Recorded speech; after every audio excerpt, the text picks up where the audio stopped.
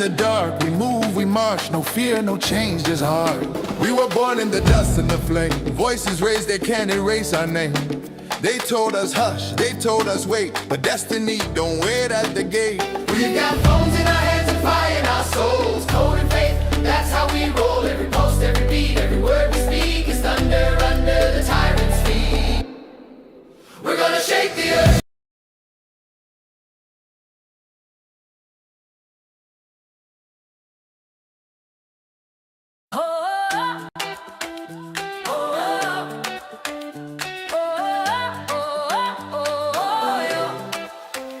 Who we be, Earth shakers, what we bring. truth breakers. Light in the dark, we move, we march, no fear, no change, just heart. We were born in the dust and the flame. Voices raised, they can't erase our name. They told us hush, they told us wait, but destiny don't wait at the gate. We've got phones in our hands and fire in our souls. Code and faith, that's how we roll. Every post, every beat, every word we speak is thunder under the tyrant's feet. We're gonna shake the earth. Oh, let it roll. Truth in our mouths and light in our soul.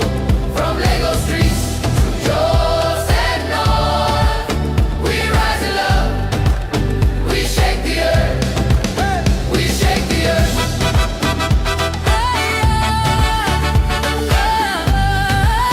We shake the earth. We shake the earth. We're the sons of dawn, the daughters of flame. We carry hope in the face of pain. We don't need crowns or foreign praise. Just clean hearts and brighter days. They call us youth, we call it now. They build their lives, we break the vow. We serve with love, we fight with peace, till every captive soul's released. We're gonna shake the earth. Truth on the wire. Light on our tongues and hearts on fire. No more silence. No More curse. God's youth arise and shake the earth. We shake the earth.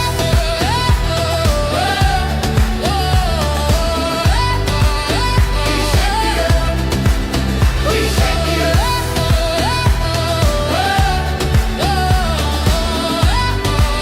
We shake the earth and shake the earth. Who we be? Earth shakers. Till the dark turns dawn. Earth shakers.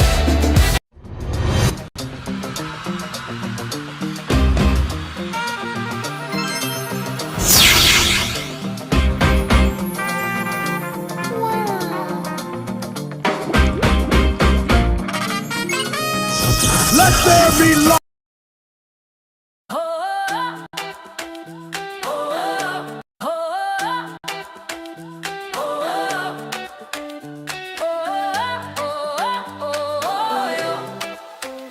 Who we be, Earth shakers, what we bring. truth breakers. Light in the dark, we move, we march, no fear, no change, just heart. We were born in the dust and the flame. Voices raised, they can't erase our name. They told us hush, they told us wait, but destiny don't wait.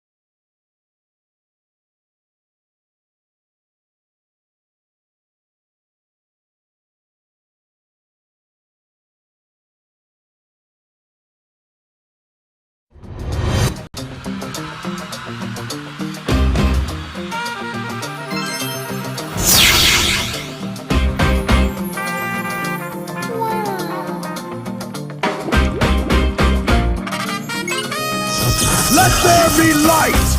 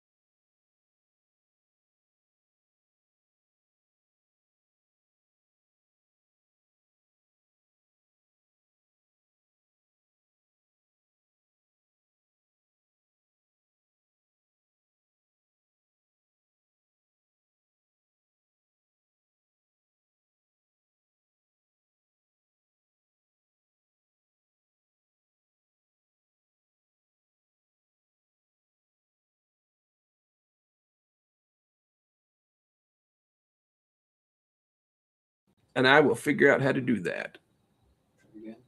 Let me anyway, I'm just going to keep going. We'll take a commercial break in a bit and I'll try to fix this. But this is Donald Trump back in November promising, just promising that he's going to come guns a-blazing and he's going to end the Christian genocide in Nigeria. Folks, and Emeka, when he comes on a little later, will be able to tell us some more about it. But Trump didn't end anything in Nigeria. He did a couple pinpoint strikes on ISIS specifically, not the group doing most of the killings. But then just a few days ago, he came out and folks, give me just a second. Let me figure out how to make this audio work. I don't know why it's muted. There we go. Let me try it again.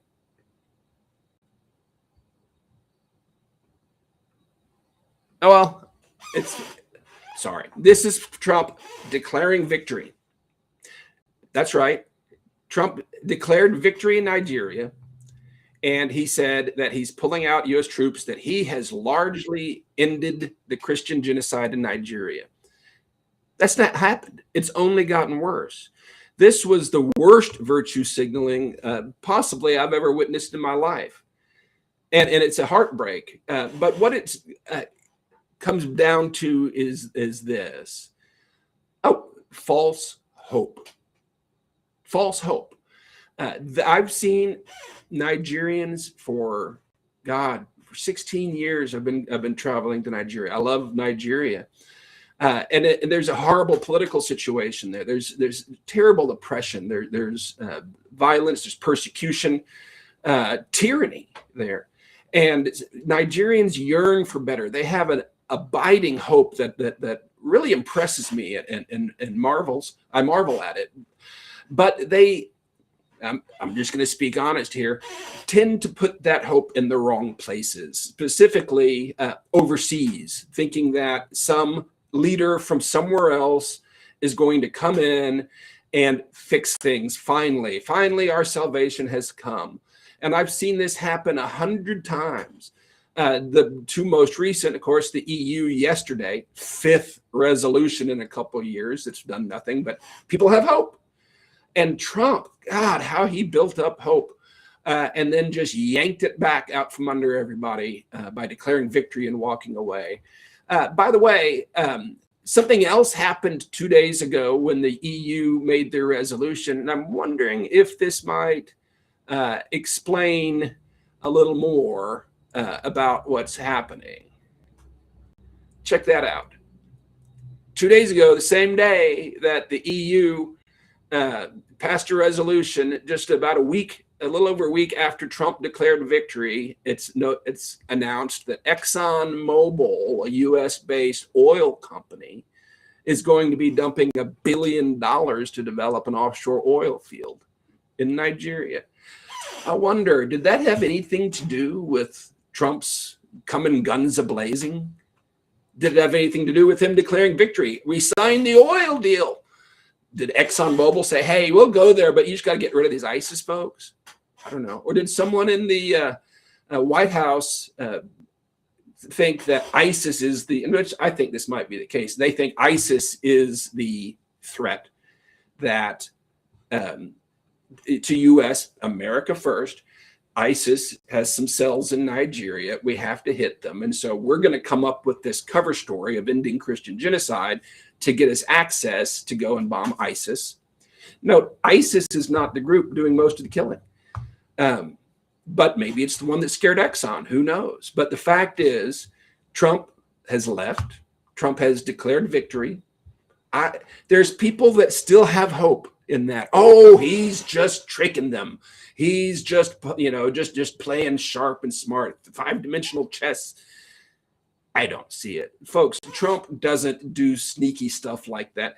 He certainly plans things out, but he says what he's going to do and he does it. That's how he's always been. And if he says he's declaring victory and he moves out, that's what he's doing. I don't believe he hasn't planted the seed of any other direction. He hasn't planted the seed that maybe he'll take Tinubu out like Maduro or anything like that. He has just declared victory. And then a week later, ExxonMobil is dumping $1 billion into the economy. I'm not saying this to discourage you. I'm not saying that the UN won't do it or the EU won't do anything. We know the UN won't do anything. Their report came out a week or so ago saying there's nothing happening, not even religious persecution. UN, no hope. EU, false hope. US, false hope. But hope is real. I have hope for Nigeria, not because of what some foreign politician has said, not what some government body has done. I have hope for Nigeria because God has put it in my heart. When I first traveled to Nigeria in 2010, I received a word, and I believe a prophetic word from God, that what man has long called the dark continent, God is raising to be the continent of light in our generation, with Nigeria as the forefront. I believe that. And for the folks that don't know me well, when I say Nigeria, that's the nation on the map. I know the history. I know the fact that a lot of people don't recognize it, but it is what it is. That's what it's called, so I refer to that. It's the nation known as Nigeria, but I'm going to call it from Nigeria. Not on all you Biafrans. Don't yell at me for using the word Nigeria. Come on. But I have hope because of the people of Nigeria and the promise of God. When God promised the Israelites a land flowing with milk and honey, he didn't pick them up and put them there. and no foreign king or outside influence came to help them. God promised them a promised land, and I believe he's promised a new nation or collection of nations, a federation in the what we call Nigeria now. I believe there's a bright future, just like the promised land. But that land flowing with milk and honey was actually a hostile country filled with giants and walled cities that was terrifying. And the bees were wild, and the livestock, they had to raise it. The land flowing with milk and honey was based on their work that God instructed them step by step to do. They trusted him, and they walked into it regardless of the walled cities, regardless of the giants, regardless of the standing armies that were to resist them. They trusted God. That was their hope. And when I see the hope spring of Nigeria that never runs dry, it inspires me, but it makes me sad because it's misplaced oftentimes. Folks, you have a bright future, but it's not going to be handed to you from the outside. I don't think anybody's even going to help you from the outside. They just want to take your stuff. But you have what it takes in your character, in your will, and in your faith. God will guide you. God will guide us step by step to the promised land. But it's a fight every step of the way. It's not sitting down and thanking God that, whoa, the foreign king said a word of support. No. That's not the hope. Stop putting false hope in outside in anybody from Trump to the European Union. 510 to 1, they pontificated, they virtue signaled. They said some words. Not one of them is going to get off their seat or lift a finger to help you. The person they assigned to pay close attention, all he can do is write reports. There's no false hope there's no hope in this world or the people of this world. The hope's in God. I encourage you to redirect that hope that you have to God, who's going to turn it around and give it back to you as action. He's going to give you steps to take, things to say that might be outside of your comfort zone. But freedom isn't free, people. God will instruct us step by step. And that's the only hope we have. So with that, I'm going to move on to the next story. Folks, what were you doing back on Thursday, May 15th? Do you remember? That was quite a long time ago. Gosh, it was springtime here in the United States. That was a couple weeks after my birthday. I think we went on a picnic with the grandkids. It was a great time. There's some kids that are today living in horrific situations. That was the last day they tasted freedom, 56 days ago. 56 days ago, in the heart of Oyo State, which is in southwest Nigeria, there were 3 schools. And this is a farming country. This is rural, red dirt, cassava fields. This is Yoruba heartland. One of the oldest towns in the area is known for its Baptist seminary. It's a peaceful Christian rural idyllic community. 56 days ago, at the community high school, at the Baptist nursery and primary school, and the LA primary school, 3 different schools, there was a raid. Heavily armed jihadis with Ansaru. That's a splinter breakaway faction from Boko Haram. Black flag jihad group, preparing the way for the Mahdi, purifying the land, making straight the path for the end times jihad messiah. That's who they are. They stormed these 3 schools, abducted 46 people, 39 students and children, including a toddler aged 2. So 39 children from ages 2 to 16, 7 teachers, and there were 2 teachers killed in the initial raid. And then a few days later, they released this video. This breaks my heart to see it. This is the teacher. And I wish I could figure out how to make the audio work for you folks. I had it working. That's new technology for you. Like I said, commercial break, we'll get that working. But math teacher, a gentleman named Michael Oyadukin. Reports say he was very committed, loved the children. He could have gone on to bigger schools and all that, but he was committed he was a math teacher at community high school. And they showed a video of him right before they beheaded him. And you can find that image if you want. I don't encourage you to do it.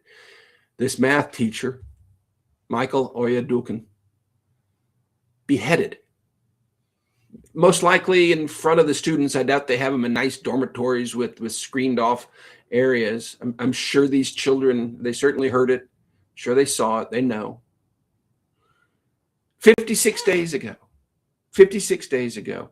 This Ansaru group that did this, they demand the release of 2 detained commanders of theirs. They want cash. They want 2 Toyota Hilux vehicles. And they demanded the implementation of Sharia law. Now, apparently they've dropped that demand. It's been negotiated away. Maybe the government said, hey, we're going to do that anyway eventually. So don't, just let us do it our way. We can slide it in like we've done in 12 other states now. Those were the demands: release of these commanders, cash, Toyota Hilux, and the implementation of Sharia, which they've dropped. They're being held in the old Oyo National Park. It's 2,500 square kilometers, pretty big place, dense forest. Supposedly the military has ringed the perimeter, and supposedly Ansaru planted IEDs on the approach routes. Supposedly several rescue operatives were wounded.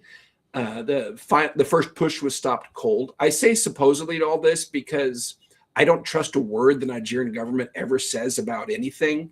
But this is, and that's, there's good reason because they always lie. And I don't know that they've ever told the truth about anything. But anyway, that's an aside. The government response after the beheading video, Tinubu vowed the safe rescue. He appeared on television and announced a special tactical unit and international collaboration. I don't know what that means. And approved 1,000 new forest guards in Oyo State. That was nearly 2 months ago. And still, the children and the teachers are in captivity. Their families are waiting. I can imagine they can't even sleep or eat or concentrate knowing what their children are going through. 2 days ago, the DSS announced that the kidnappers are losing confidence and that they were making tremendous progress. Wow. 56 days. And the kidnappers might be losing confidence. And that's the best the government has to say. Folks, let me tell you what this would look like in the United States. First of all, our schools, pretty much all of them I've ever seen, have armed security. You got to get, if you're not a student or a teacher, you got to get buzzed in. You got to go into the office. You got to show your ID. The door remains locked until then. We also, at least here in Texas, and I believe most states, have school resource officers, SROs, that do, it's their full-time job. They are armed guards for every single school. So this wouldn't happen. But say there was a raid like this, first, instantly, the other police departments and law enforcement agencies in the area would mobilize. I remember, and I live in a rural area. Not long ago, there was some domestic violence, crazy situation up the road, just on the side of the highway. And again, it's a rural area. I drove past the middle of this. There were literally 100 police cars up and down the road. Every law enforcement agency had mobilized on this, and there was a relatively small event. We also have National Guard and military units. So if this happened, there would be a firefight to start with. There would be a command center set up. No doubt the president himself would visit. The FBI, the other groups would fully mobilize. And within days, the children would be rescued intact, and all the perpetrators would most likely be dead. Okay, that's what would happen here in the United States. Nigeria claims to be this developed nation. They claim to have a government who cares and is capable. Why? Why are these people still being held?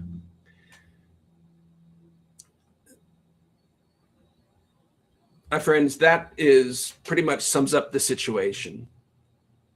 This is what a father said. We are told to be patient, but patience has become pain. I'm going to call out to President Tinubu and the others in the government and just say this. Y'all are pathetic. If these were your children, they would have been rescued already. There's no doubt about that. They wouldn't have been captured because you keep them safe. You don't care about your people. Instead of spending millions and millions of dollars in the United States on lobbyists and around the world to tell people how good you are, why don't you just spend a little bit of your attention and your ill-gotten funds and rescue these damn children? And then the world will see that maybe you care. But to say, oh, we believe the kidnappers might be getting demoralized. Come on, the parents deserve better. The children and the teachers deserve better. This is a horrible situation. God almighty. Whew. Okay, folks, we're going to take a commercial break, and I'll be back with some more news. In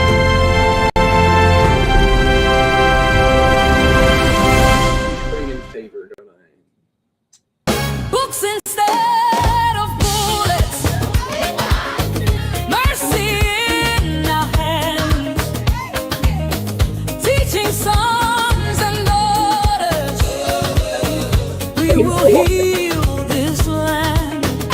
Let Africa rise in Jesus' name. Let Africa rise. Do you have any comments yet? Chains are breaking, hope is waking.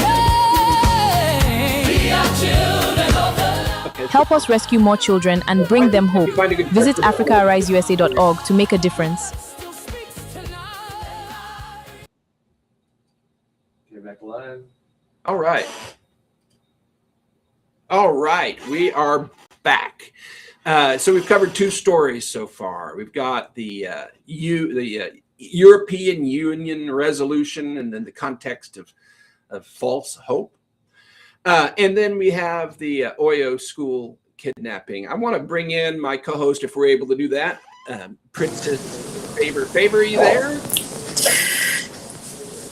Hi, I'm very well, thank you, Mike. Can you hear me? I can hear you. I can't see you. Camera was on a few minutes ago. Okay. Okay. I just wanted to get your... I really can't catch your words on this end, and I really hope you can hear me. So I'll just say a rebuttal to, or no, not a rebuttal. I would just comment on what you talked about earlier. So, the Bible says that righteousness exalts a nation and sin is a reproach. It really is sad that this is what Nigeria has come to, but it beggars belief, and it begs the question, all our righteousness as a nation, what has it produced for the Nigerian populace? This is not to demean or diminish the Nigerian effort, our collective people to be spiritual and be divine. But I think we need to start channeling our energy in more productive ventures. If we're praying for our nation, we need to act. I remember a friend once, if God was truly enthroned in the hearts of Nigerians, enough that the energy they put in to build massive edifices, big bodies and big churches, if Nigerians would channel that energy, if God was parts of Nigerians, and instead of that energy into building big churches, they can channel building factories, into building more productive solutions that will help the Nigerian populace, then Nigeria would worlds ahead. It's Amen. unfortunate Amen. that this is what it has come to, and this is where we stand as a nation. But I do believe that Nigerians are starting to wake up to the reality of being better as a people. And honestly, I appreciate the fact that you speak to the government to do what is right. But I'll tell the Nigerians themselves that they need to do what's right themselves. Wonderful people. We're not bad people. But unfortunately, we've let the worst of us rule the best of us. And we can no longer continue like this. How long are we going to watch our schools be invaded, our students be kidnapped, our future, our future children, the future of the nation? How long are we going to see them troubled? How long? Favor, you always bring some great insight. You're starting to break up. So I'm gonna go on to the next story. So we can get better connection. I'll just say to Cut her off, Jen. round off that Nigerians need to put effort into building their nation. Moving on. Well, Against I thank you, Favor. themselves.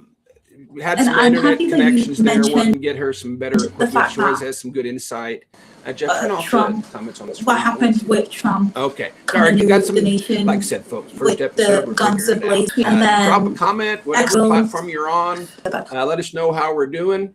Invite your friends. We On still the got an story. hour and a half of a very good show with a strong interview but coming up with an amazing human being. But right unfortunately, now, I want this to is take how you to a place called we see it. Ingoshe.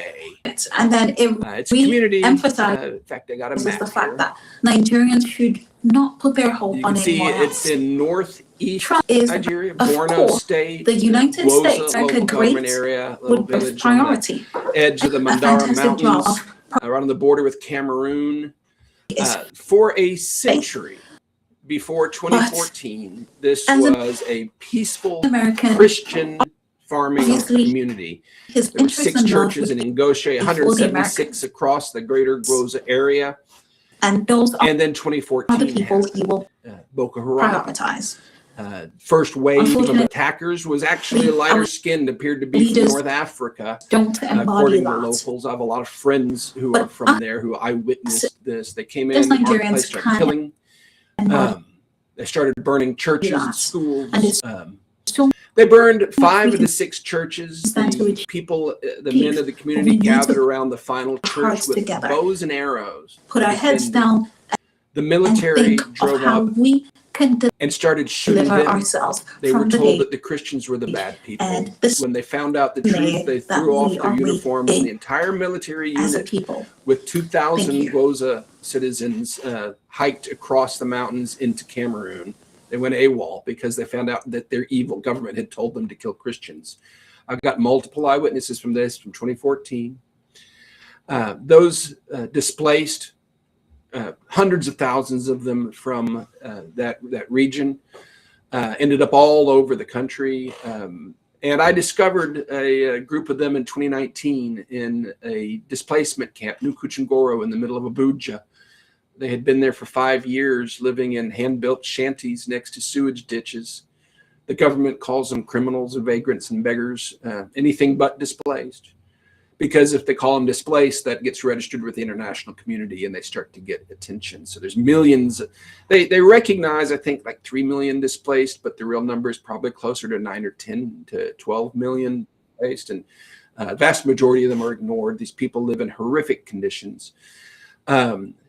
We have a school there now. The anchor of that school, two of the founders of it, Miss Hannatu, amazing woman, and Enoch Johanna, incredible young man, both on our Africa Arise staff now, but 10 years after being, 12 years now after the Gwoza massacre, still living in these conditions without any help from the government. But in 2024, just 2 years ago, Tinubu's government, his spokesman, declared Boko Haram defeated. It was now safe to go back to Gwoza. In fact, Reno Omokri called me and begged me to nominate Nuhu Ribadu for the Nobel Prize for defeating Boko Haram. I asked him for proof and he dropped the subject. But anyway, that was early 2024. Later in the year, Miss Hannatu and Enoch, we helped them go back to visit Ngoshe. Two of our staff, Pastor Jed, my covenant brother, and his wife, Uzomaka, accompanied them along with our videographer. They had to travel to Maiduguri, which is over there in Borno State, and then hook up with the military convoy. And it was very rough. They had a protected area. They had to stop and defuse a roadside bomb. And they made it to Ngoshe, this community that had been a peaceful Christian farm community for 100 years. And it was post-apocalyptic, just destroyed. Nothing still standing. It's horrible. And there was a military cordoned area. There was a safe zone. It was protected by the military, supposedly safe. And then there was a no man's land. They couldn't go. After traveling a decade from being displaced, they finally made it back, and they could only stay there for 45 minutes because they were alerted Boko Haram. They were spotted a kilometer away, and the military loaded up, and they had to load up and haul back out of there. That was about almost 2 years ago, after Boko Haram was declared defeated. But here's the thing. While they were there, they discovered something amazing. I'm not going to mention his name. A pastor, for security reasons, a pastor had started a church there. This is what they found. This is the area overrun by Boko Haram, total control by Boko Haram. They built a church, and the pastor said when they first opened the doors, and this was with a military sanction. It's in the protected area. It's an approved, authorized. It's all denominations because it's approved and authorized by the military there. My understanding. And he said when we first opened, we didn't know what to expect when we played the music, what was going to happen. And he said they played the music, and people started running in to worship, just from all over, started running in. And this church is called More Than Conquerors Church, the last standing church in Ngoshe. Built there, I believe it was 2021, I believe. I can all look that up. But it was built a few years ago. More Than Conquerors Church, they found that there. A few months later, in October, 2 months after they visited Ngoshe, met this pastor and his church members, Boko Haram posted a recruitment video. Some of the members of this church had left that military area to go get some food and were captured. And Boko Haram staged a mass beheading, dozens of men on their knees, women standing behind them and with their hands tied, and a crowd surrounding them. I'm not going to show you. I got the video, but you don't want to see it. A crowd standing around them, cheering as they hacked the heads off these men with dull axes and held them up. One of those men was a member of More Than Conquerors Church. And one of the women that was sold into sex slavery was a member of More Than Conquerors Church. That was 2 months after our team's visit there. I've kept up with that pastor, and not a whole lot of eventful stuff until 2 months ago. Earlier this year, the government once again declared the area safe. There were some refugees from Gwoza and Ngoshe that had made it to Cameroon and been able to stay there. The government invited them to come back and paid them to come back. They came back, and within a couple weeks, there was an attack. and more than 300 were hauled off into captivity. The rest were killed. The military unit, some 200 soldiers, vast majority just dropped their guns and ran, went AWOL when Boko Haram came. The ones that were left behind were captured and beheaded. And the pastor sent me this. They burned More Than Conquerors Church. Of course they did. They stood in the central mosque there and declared that this was now the territory of the caliphate. But this little church, the last one, where the worshipers ran to sing, was burned to the ground once again. But folks, that's not the end of the story. I told you Nigerians have hope, and it's the founded on faith, and it's unstoppable. Just like More Than Conquerors Church. The pastor's been sending me pictures. They're rebuilding it in the middle of Boko Haram country, where the military was overrun and fled, and the ones left behind were beheaded just a couple months ago, where people were abducted and killed, where Boko Haram has declared a caliphate. They are rebuilding More Than Conquerors Church. I'm going to ask everybody to pray for those people, pray for this church, pray for the pastor there. What a brave man. Pray for the community. Pray that the light pierces the darkness. This has gone on too long, but it's the spirit, the More Than Conqueror spirit, that lives on and that will prevail. Folks, the Bible says in Christ we are more than conquerors, and there's a church in Ngoshe today that's proving it. If you want to support this church, you can look. You go to mikearnold.org or any of the other. We'll be listing the website. You can make a contribution. 100% of what we collect will go straight there so they can keep rebuilding the church. We won't take any overhead or percentage. We don't do that. But if you want to support the More Than Conquerors Church, reach out and we'll get your funds straight to them so the light can keep shining in Ngoshe. Jeff, we're going to play the next ad and then go into the final story. Folks, coming up, we have an exclusive Earthshaker investigation. Stay tuned.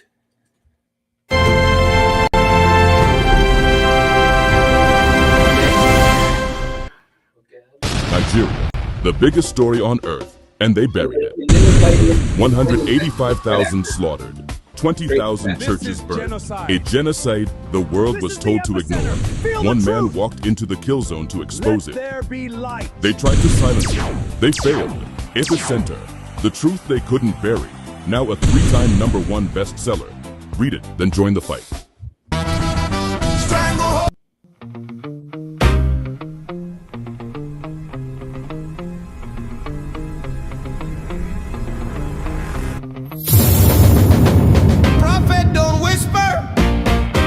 Must roar!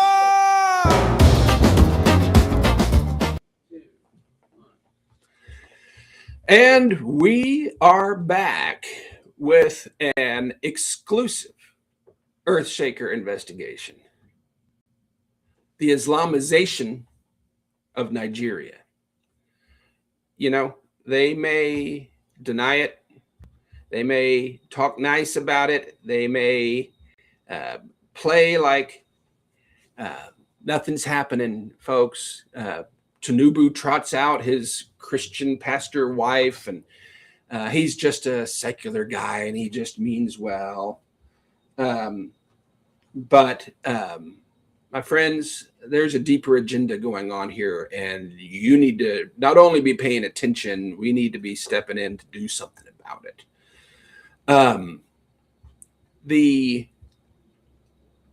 And this is some research I've done when I was working on my book Epicenter, which includes quite a bit of Nigerian history. I shared it with the manuscript with some friends of mine, younger people in Nigeria, and all of them were blown away. I was like, wow, I never heard this before. And I didn't think it was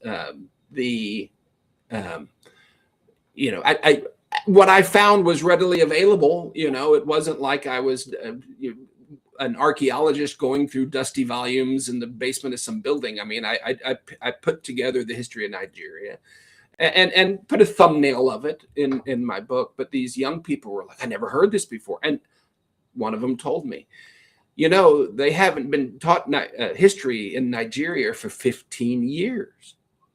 And that blew my mind. How can you have a nation without teaching its history? Of course, if you know the history of Nigeria, you know why they wouldn't teach it, because it proves that the bloodthirsty regime that has a stranglehold on the nation has no legitimacy. And that they're brutal and demonic. That's what the history shows. So they didn't teach it for 15 years. But I looked into that, and then I found that it said, wait, they're teaching it again. As of, I guess it was early last year, or middle of last year, they started teaching history again with a new history curriculum. So I started looking into where did this history curriculum come from? And there's no author listed. There's no publishing company listed. But what's listed is the fact that it is done by the Nigerian Educational Research and Development Council. NERDC is in charge of the curriculum. And that in December 2024, Tinubu appointed a fellow to be the executive chairman of NERDC. And that's this guy, the executive secretary, Professor Salisu Shehu. That is the man who not only presided over the new history curriculum, but every curriculum for every course of study at every grade level, from preschool through university, is under this man's control. This is who is teaching Nigerian children today. Now, something you need to know about this man. His claim to fame, publisher of the book, The Islamization of Knowledge. It's a manual, a manifesto for how to embed Islamic doctrine into Islamic academic disciplines. That is his expertise. That is who is writing the curriculum for Nigeria's 50 million school children, has a manifesto called The Islamization of Knowledge, and it's a manual for how to embed Islamic doctrine into secular academic institutions. He was formerly head of the International Institute of Islamic Thought Nigeria, a global organization whose stated mission is the Islamization of knowledge. He's the former Deputy Secretary General for the Nigerian Supreme Council for Islamic Affairs. And he himself has described his curriculum work as, quote, academic jihad. His stated goal is to purge Western thinking from the school system. In his mind and his philosophy, Western education is forbidden. You heard those words before? That's the name Boko Haram. Literally means Western education is forbidden. And the man who is writing the curriculum for every Nigerian school child of every grade level, every course of study, is the top philosopher of the Boko Haram philosophy, the top academic. His work, Tinubu has appointed him to wage academic jihad in Nigeria. Carte blanche control over what your children are learning.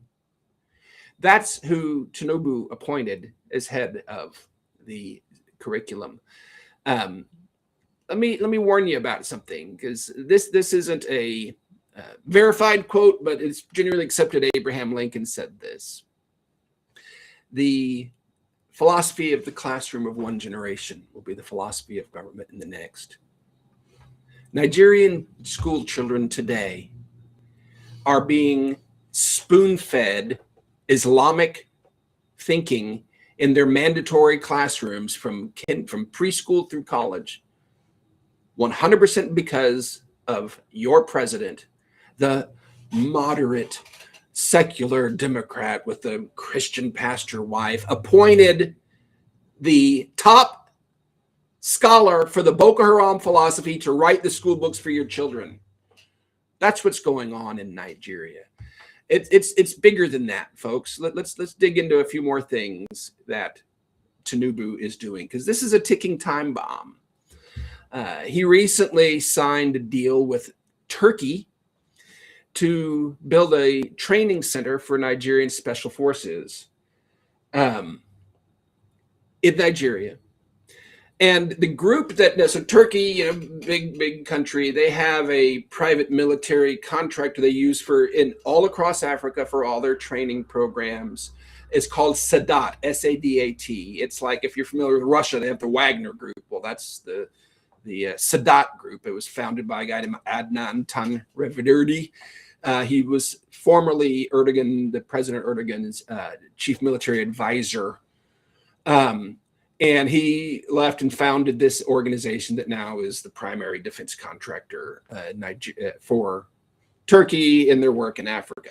So it's expected that's who's going to be teaching Nigerian special forces. Now, here's the thing about Sadat, this organization that is going to be doing the teaching, because Tinubu signed the deal. Sadat, the founder, stated he founded that entity to help create Islamic superpowers to prepare for the coming of the Mahdi. That's Islam's prophesied jihad messiah, that Dan Fodio built the Sokoto Caliphate to be the platform for this guy. He's going to come in and he's going to assemble all the black flags, and they're going to ride west and establish Sharia law over the whole world until Jesus flies in and worships Muhammad. I mean, that's their theology, that's their prophecy. And Sadat Group, the military training arm of the Turkish military that's going to be training Nigeria's forces, was founded to prepare the way for the Mahdi. And they recruit their trainers from active ISIS fighters in Syria. That's who's training the Nigerian special forces, because Tinubu set it up that way.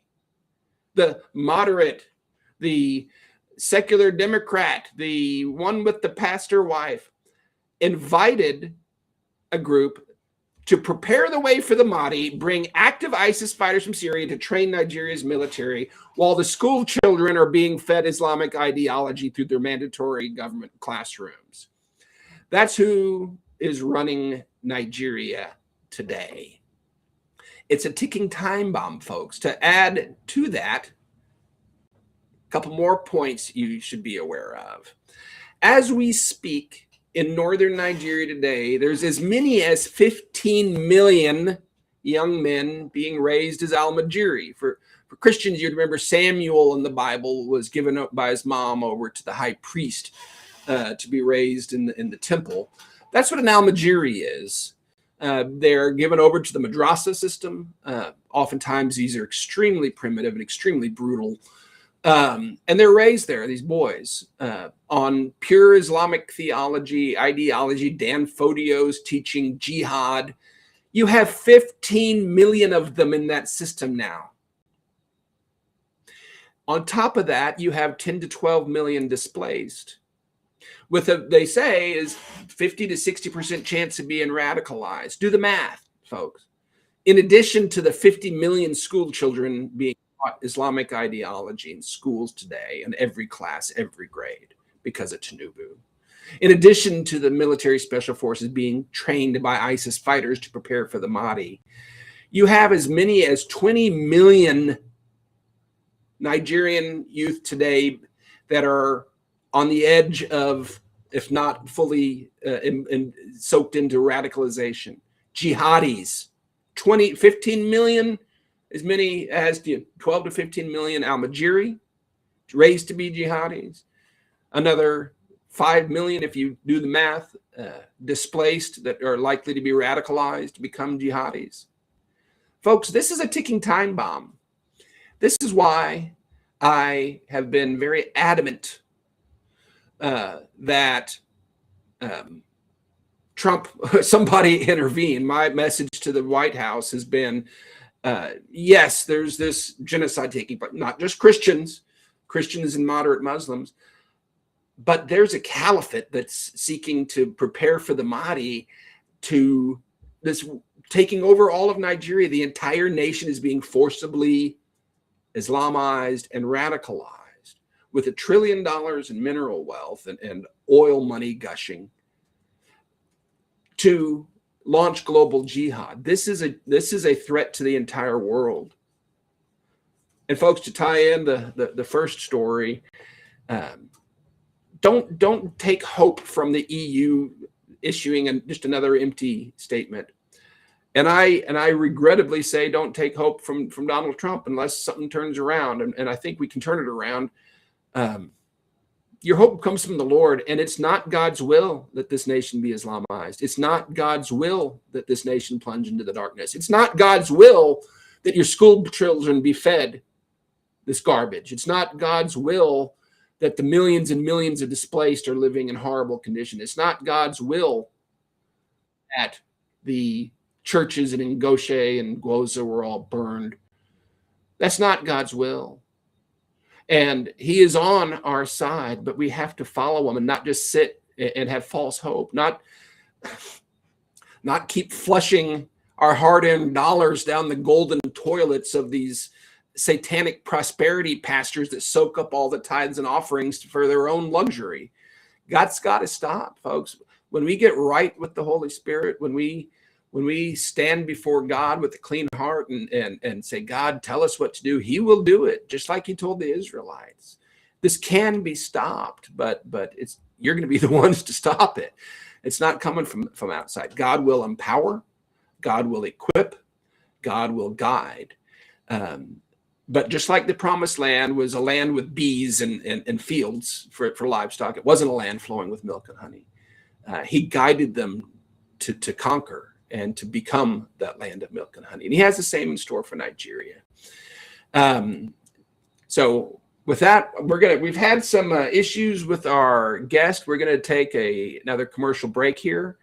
The end of the investigation. This is the end of the Earthshaker investigation for the week, the Islamization of Nigeria. And take a quick break, and we'll come right back. Is he in? Okay, but you're not welcoming him, so you're logging out. Prophet don't whisper, prophet must roar. Run another ad.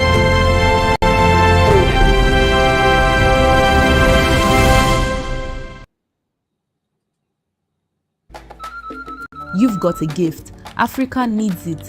Writers, artists, coders, lawyers, truth tellers. The Africa Truth Network puts your gift to work for a new Nigeria. Find your place. AfricaTruthNetwork.com. Let there be light. We're gonna shake the earth. Oh, let it roll. Truth in our mouths and light in our soul. Okay. Yeah, yeah, yeah, yeah, yo, yo, yo, yo, yo. What up? What up? What up? Yeah, yo, yo, yo, yo, yo. There's a cookie jar on the table, sweet on the outside, but baked with blood. Who owns the jar? Who eats while the people starve? From Kandahar to Kaduna, Beijing to Bordeaux, their fingerprints are everywhere, but the people still rise. Stranglehold, let the people breathe. Hands inside the cookie jar, greedy bloodstained thieves. Stranglehold, we will break the chain. Africa is not your minefield, the people will rise again. Terrorists with twisted scripture, axes raised, children cry. China signs the contract, then digs until the rivers die. Britain drew the borderlines, then watched by Afra burn. And okay, folks, we're back. We're having a whole host of technical difficulties here, but we're having fun. I hope you're having fun too. Like I said, you're being part of history here. This is our first ever episode. We will get better. Unfortunately, our guest is having persistent issues with his login. We're going to keep trying, and we'll give him a few more minutes. If he doesn't come through, we're going to wrap up a little bit early, but there's some comments. I'm going to see if I can make this. Oh, there it is. Okay, look at this. Now, you see that on the bottom of the screen? That can be you. Okay, whatever platform you're on, whether you're watching on Facebook, if you're watching it live, or X, or on YouTube, wherever you're seeing this, leave us a comment. And if it's a good one, we'll pop it up on screen and we'll chit chat about it. So this is from Yax Ilya. I'm sure I'm not pronouncing that right, but this person asks, how come Trump's being scammed by Tinubu? Was there a secret deal? That's a very good question. Trump doesn't get scammed. So I don't think Trump's scamming Tinubu. The question is who's scamming who, to be honest with you. Now, that said, Trump is surrounded by terrible advisors, conflicted advisors. We'll have an upcoming episode, an investigation. Let's see. Looks like we got Amika. Okay. Okay, see if we can add him. Okay, Amika, we've got you. Can you turn your camera on? Okay. I'm going to keep talking about this as Amika's getting situated. I don't think Trump's getting an accurate picture of what's happening in Nigeria. His top advisor for Africa and the Middle East is a man named Masad Boulos. Masad Boulos lived in Lagos for, I think, 3 decades. His family company, SCOA, provides heavy equipment, and they're a big heavy equipment dealer. And he is the preferred equipment provider. His company is the preferred equipment provider to Gilbert Chaguri's companies. Chaguri, he's got EKO, their big development in Lagos. He's supposedly building the Coastal Road Highway, the big construction company. His preferred equipment provider is Masad Boulos's family company. That's documented. And Chaguri, in just 2 years ago, Tinubu issued him no bid contract equal to 72% of the federal budget. No bid. Nobody else bid. Just wrote checks. Here you go. 72% equivalent federal budget to one man's companies, Gilbert Chaguri. And his preferred equipment provider is Masad Boulos's family company. And it's tied to Tinubu's reelection. So these contracts could be undone by the next president. So they have, if the gravy train is going to keep running, they got to get Tinubu reelected.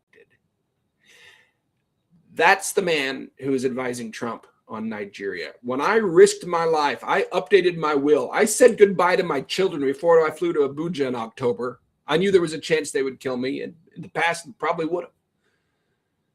And I told the truth. 3 days later, Masad Boulos comes out on Nigerian state television cameras and repeats verbatim the same talking points I had just heard from these 3 radical Islams in Abuja 3 days before, including Issa Pantami, the man famous for saying, of course we all celebrate whenever Christians or whenever unbelievers are being killed. That man gave me these talking points. 3 days later, Masad Boulos on Nigerian state television cameras after meeting with Tinubu comes out and gives those exact same talking points verbatim. That's who's advising Trump. And oh yeah, he's Tiffany Trump's father-in-law. So is Trump being scammed by Tinubu? No, I don't think so. Trump's smarter than that, but he has surrounded himself with horrible advisors who are conflicted as hell and have no business being there. And that's, I think, a part of what's happening here. But there's also other advisors. I know that the person who wrote the counterterrorism strategy that has been adopted by this administration is hyper-focused on ISIS around the world. And that's fine. ISIS is a threat to the United States, America first. And I believe that it's very possible that the whole ending the genocide thing was just a pretext to get in and hit ISIS and then get out again. I don't know. I don't know. Nobody knows. But the fact is, Was there a secret deal? I don't know. A week after he declares victory, ExxonMobil announces they're investing $1 billion into exploring an oil field in Nigeria. So I don't know. You can put the pieces together just like I can, but time will tell. But bottom line is, your hope's not coming from Washington. Your hope's not coming from a white man. Your hope's not coming from outside. Your hope's coming from heaven above and from your own two hands. That's where your freedom will be earned and gained, right there, not from Washington. So Jeff, do we have Amika on now? Yeah, I think we have an audio only. Okay. No, just lost him. Uh-oh, we lost him.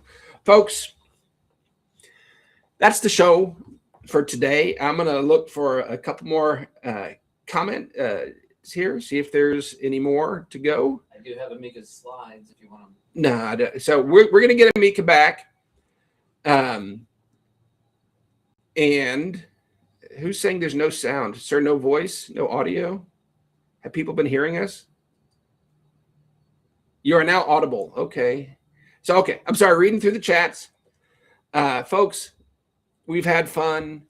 This time went fast. I wish we had our guest for today. We're having technical difficulties. If there was no audio, I'm sorry. If it was a little clunky, we're learning. But hey, we did it. We had a live episode across platforms. I think the graphic behind me is pretty darn cool. We're shaking it out. You were with us. We sure appreciate it.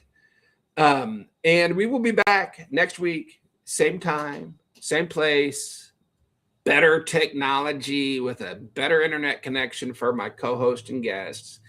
And it's just going to keep getting better. My friends, God loves you very much. He loves the land that we know as Nigeria very much, and the people there are so amazing. We're going to run one more ad, and I'm going to come back and give you my final closing thoughts for the night. Run an ad. Mic check. And then Make I ask one question. Who they lead us? We're gonna shake the earth. Oh, let it roll. Truth in our mouths and light in our soul. That's what the world expects from me. A heart turned hard, a soul not free. Here we'll go back. Who they lead us? Dreadful but empty praise. Who they lead us? The blood still speaks.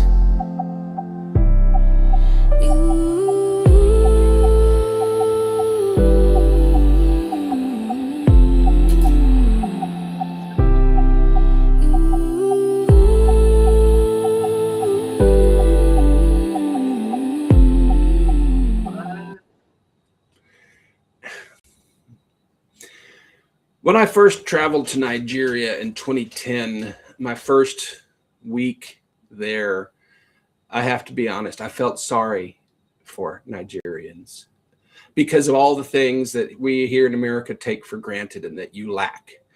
Our electricity is always on. We don't lose power. Air conditioner always works. The refrigerator is always on. We got ice when we want it. We can take water right out of the tap and drink it anywhere we go. It's safe. We have sanitation.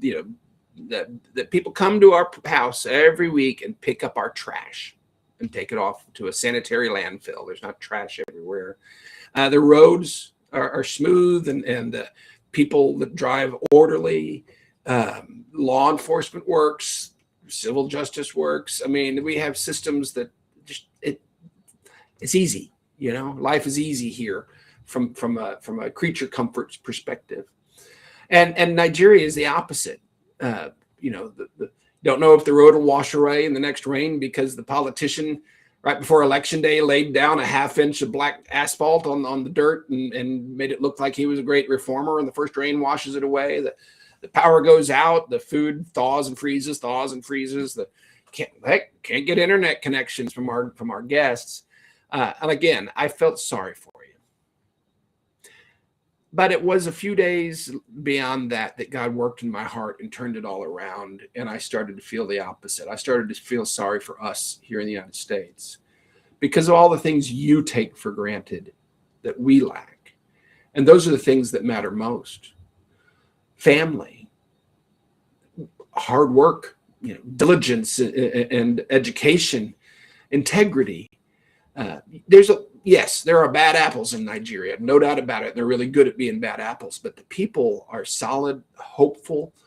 All the ones I know, and I've met a lot of people, they inspire me deeply. It was the first thing I ever saw in Nigeria. And I walked up the jetway, got to the terminal, was a poster that said, "Welcome to Nigeria, home of a people with passion." It's from Zenith Bank. And that's stuck with me ever since. Nigerians are passionate people. And whatever their hand finds to do, they do with all their strength. And for the vast majority, that's good stuff. There's minority, that's bad stuff. And they do it with all their strength, and they're really good at it. That's why you have the issues you've got. But I see that goodness. That's the character that made America the greatest nation on earth. That's the character that's impossible to suppress. It's character that will always come out on top. That's why Nigerians, wherever they go on earth, always rise to the very top. In the United States, the number one educated and wealthiest group in America is Nigerians living here. And they do it right. They're respected. Anybody you know here in the United States that has met a Nigerian person or works with a Nigerian person thinks the world of them because they're remarkable people. You have it in you. You have what you are and who you are, and what you carry is remarkable around the world. You have the seeds of greatness, and you have a buoyant hope that regardless of how many times you get beat down, you stand back up again, and you think better times are coming. And they are. I'm going to encourage you today, stop putting your hope in the outsiders. That is colonial thinking. And I get it. That's for hundreds of years, that's what's been beaten everybody's head in Africa. But your hope, you had fantastic, amazing civilizations before the first foreign extractor ever came to rape your land. I happen to know that, and I don't know all of it for everywhere across the board, but from the research I've done, I know, for example, the Igbo tribe before Benin was casting bronzes in the 800s, while Europe was in the Iron Age. Walled cities with greater works than the Great Wall of China. Written languages, libraries, entrepreneurism, really incredible. If Africa, if the people, the nations that make up modern Nigeria were given the chance, cultivated to grow, there would be Wakanda in real life. I have no doubt about that. But folks, that is a unique expression of who you are. It's not from the West. It's not from somewhere else. You don't have to look to the West for permission or examples. And you don't have, and stop using the West as an excuse when I criticize the satanic megachurch prosperity pimps. But that came from America. Well, yeah, so, that doesn't mean it's good. You're better than that. Be better than that. I encourage you to look deep into your heart, who God made you to be, and look to him as your only source of hope and inspiration and guidance. And when you do that, when you stand on that, when you cast off the shackles that the world has put on you, the nations that make up Nigeria, the continent of Africa, will rise to be the continent of light in our generation. I believe that. And that's why I do this. That's my callings, to help with that. I can't lead it. All I can do is support it and encourage it. And that's what I'm doing. But I have hope in you. And all of it, in the darkest night, it's just a flicker of light that can make the dark go away. Be the light. Speak the truth. Let your love shine. And the darkness cannot stand, will not stand. Your best days are ahead. Stop putting false hope in the world, and you will see that bright future manifest. God bless you. Thank you. Good night. You've got a gift. Africa needs it. Writers, artists, coders, lawyers, truth tellers. The Africa Truth Network puts your gift to work for a new Nigeria. Find your place, africatruithnetwork.com. Let there be light. We're gonna shake the earth. Oh, let it roll. Truth in our mouths and light in our soul.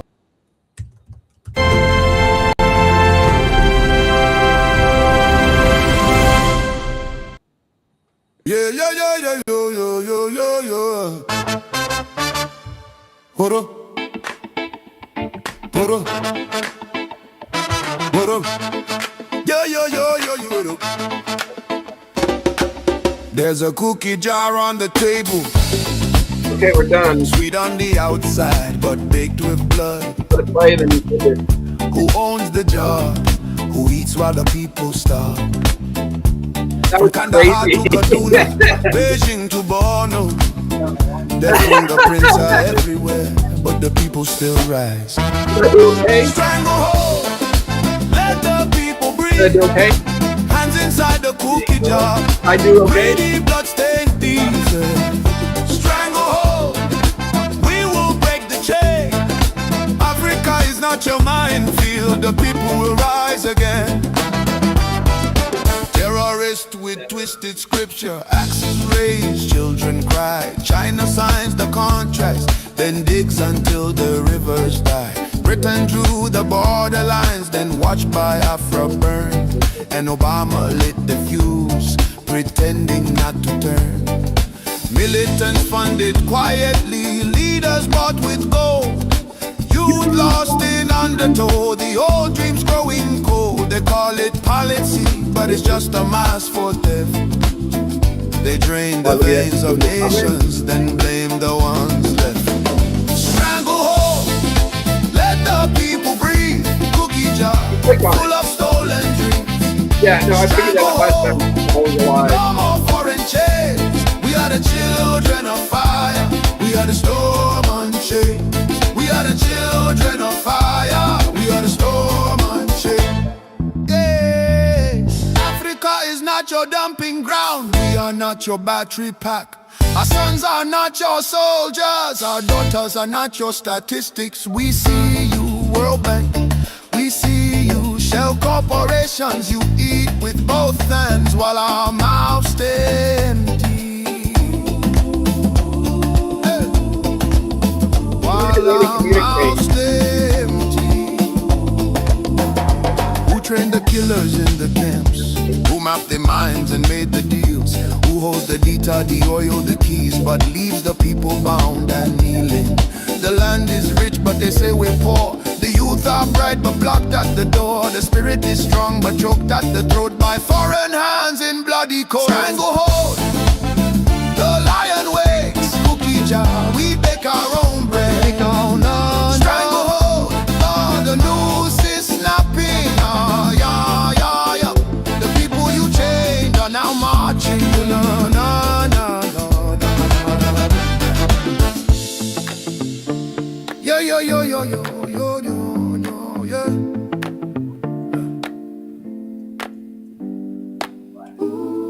The jar is not theirs. The hands do not belong. But the people were always the seed. And when the chains fall, the world will see. This land was never weak. It was strangled, but it breathes again.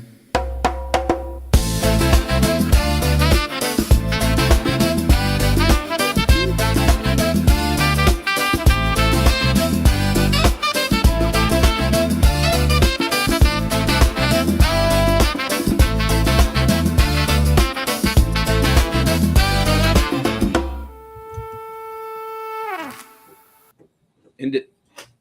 All right, in stream.